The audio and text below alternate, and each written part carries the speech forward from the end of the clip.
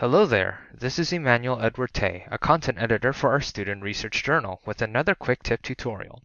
When preparing your work for publication for the SRJ or any other academic journal, here's something to keep in mind. Write for a broader audience beyond your professor. So, what does this entail? As you write your term paper on a specific topic in one of your courses, you may find yourself glossing over some key contextual details that people outside the course may not know about.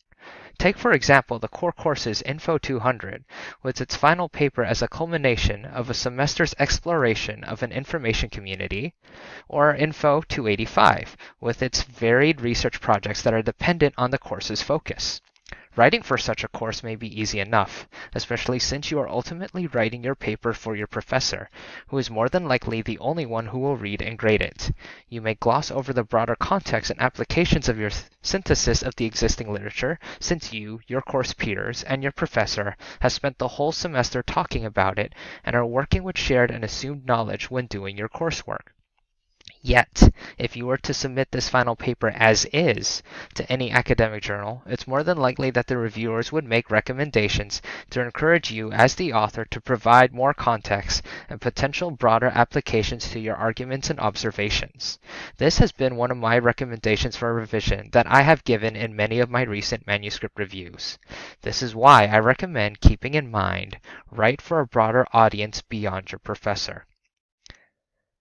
Spend some time in the introduction and early sections of your paper exploring the context of your topic for readers unfamiliar with the material. Highlight important people or practices that shape the particular discourse that you are engaging in your paper. Provide definitions and prominent conceptual models. Provide some insight into future directions and potential practical applications based on your reading of the literature. This is something that Dr. Anthony Bernier, our faculty advisor, calls escape velocity.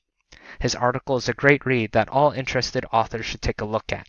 The article link is in the description below. Your work, when published, will contribute to the ongoing scholarly discourse in library and information science. As such, you need to ground your work in the broader literature, providing context to people outside of your course. From your iSchool peers to other iSchool professors, even other students and professionals in library and information science and other related disciplines. So, got a great course final paper or have some thoughts that review a library and information science related book? After checking our manuscript submission policies on our journal site and doing some additional polishing, send it to us.